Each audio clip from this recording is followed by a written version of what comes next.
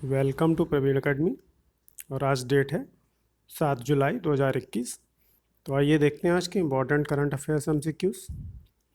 पहला क्वेश्चन है, मैत्री विद्युत परियोजना के संदर्भ में निम्नलिखित कथनों पर विचार करें। पहला कथन है, यह प्रोजेक्ट बांग्लादेश के रामपाल में निर्माणाधीन है।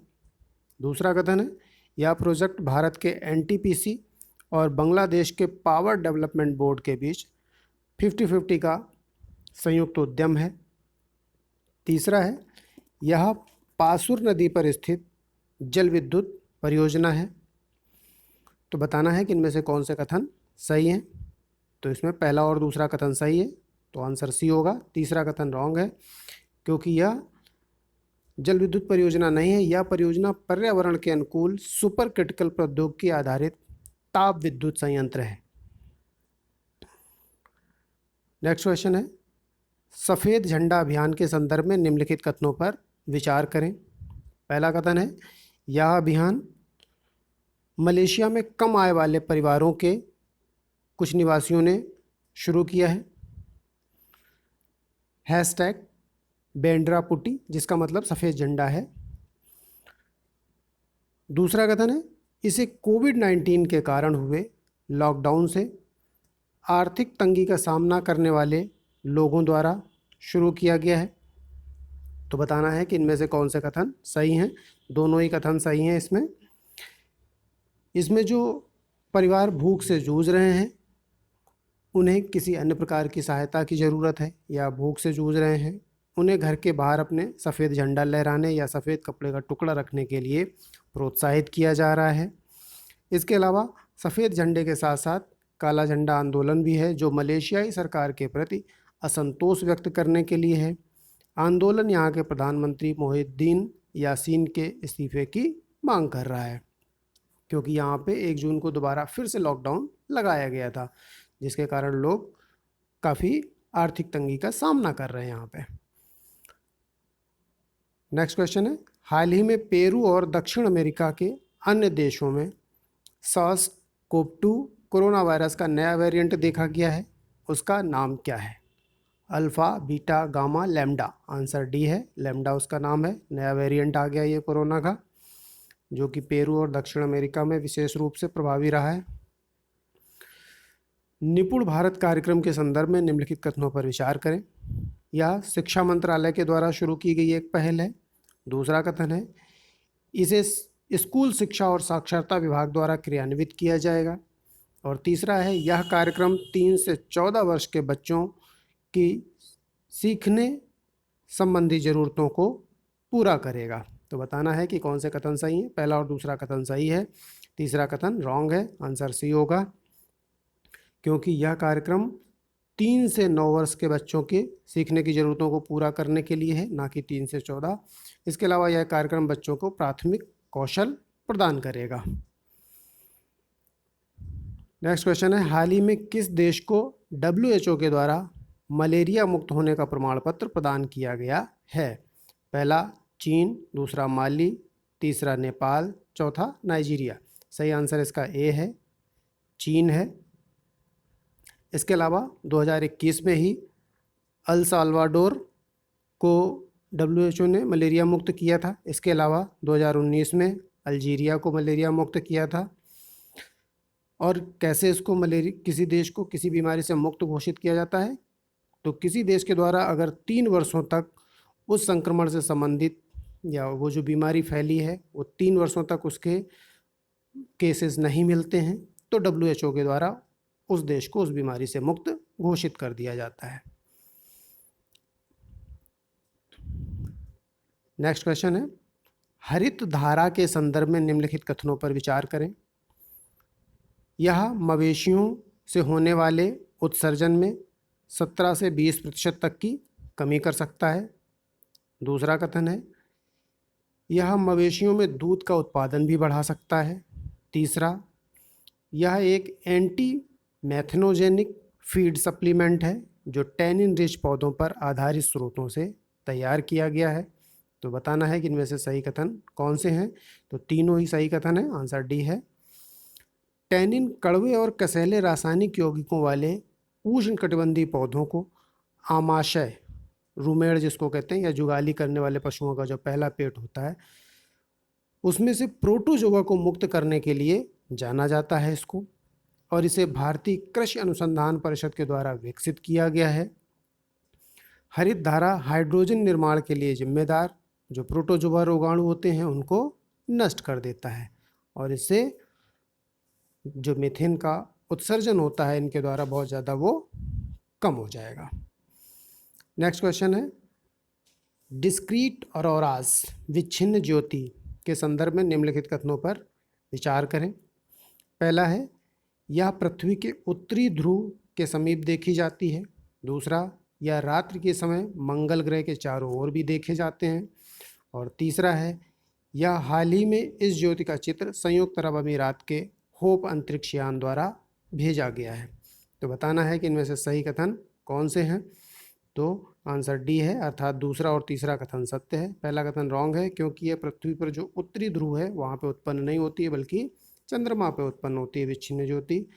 और पृथ्वी पर जो ध्रुवीय ज्योतियाँ हैं उनके उत्पन्न होने का कारण क्या है? सूर्य की सतह से उत्सर्जित होने वाले आवेशित कण हैं,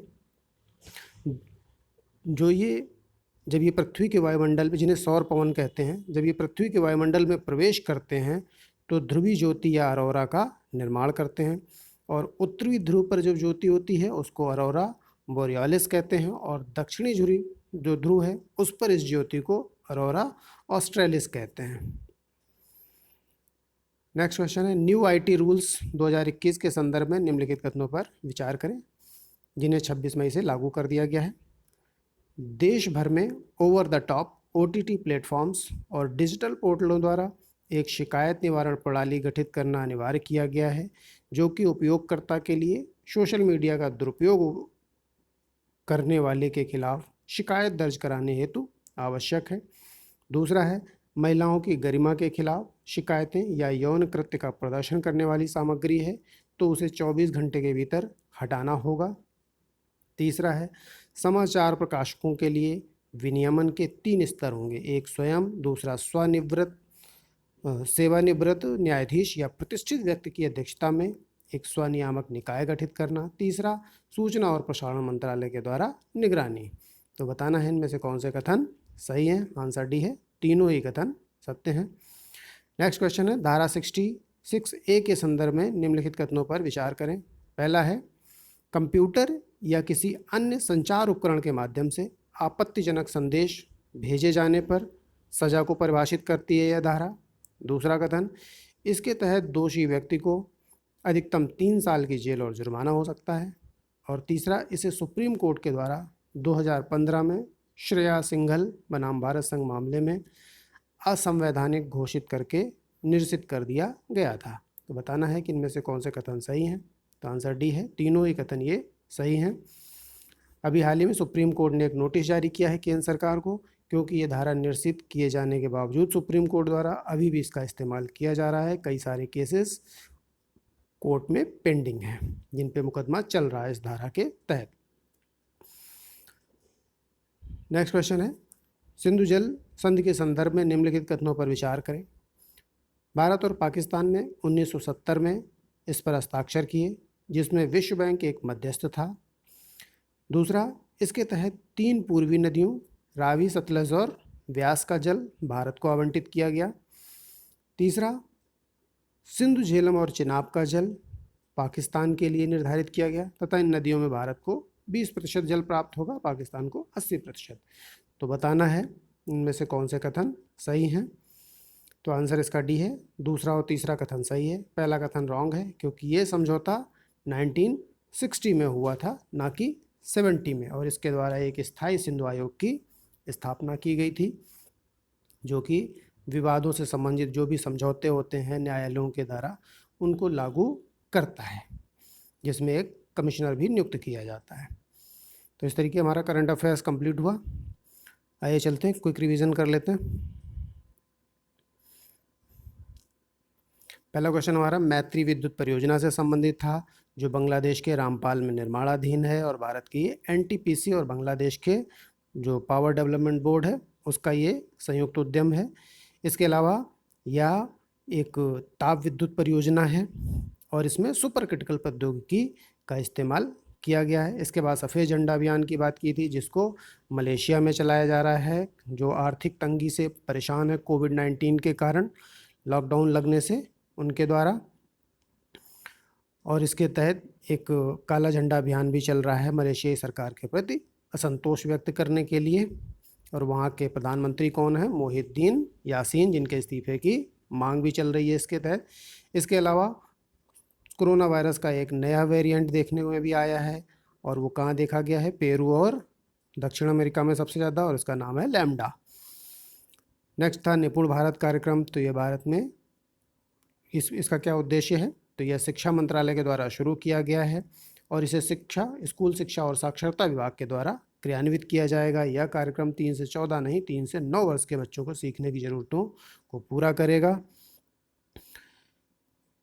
इसके अलावा नेक्स्ट क्वेश्चन हमारा WHO से मलेरिया से मुक्ति प्राप्त होने का प्रमाण पत्र किसको मिला है? चीन को दिया गया है। इसके पहले 21 में ही एल साल्वाडोर को भी दिया जा चुका है मलेरिया मुक्ति प्रमाण पत्र, और 2019 में अल्जीरिया को दिया गया था। 3 साल तक अगर कहीं उस जो भी संक्रमण होता है उससे संबंधित कोई केस नहीं आता है तो उस बीमारी से मुक्त घोषित किया जाता है WHO के द्वारा। नेक्स्ट क्वेश्चन हमारा हरित धारा से संबंधित था।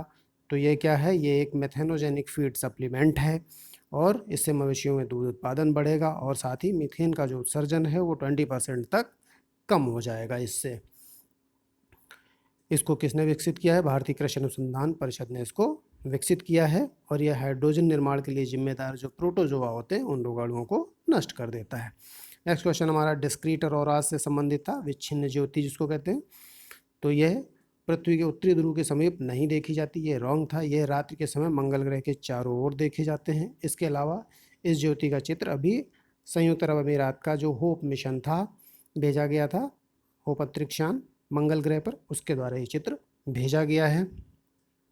इसके अलावा जो उत्तरी ध्रुव पर ज्योतियाँ उत्पन्न होती हैं उनको ऑरोरा बोरियालिस कहते हैं, और जो दक्षिणी ध्रुव पर होती हैं उसको ऑरोरा ऑस्ट्रेलिस कहते हैं। और ये उत्पन्न क्यों होती हैं ज्योतियाँ? जो सौर पवन होती है वो पृथ्वी के वायुमंडल में प्रवेश कर जाती है, उससे उत्पन्न होती हैं। नेक्स्ट क्वेश्चन हमारा IT रूल्स 2021 के संदर्भ में था।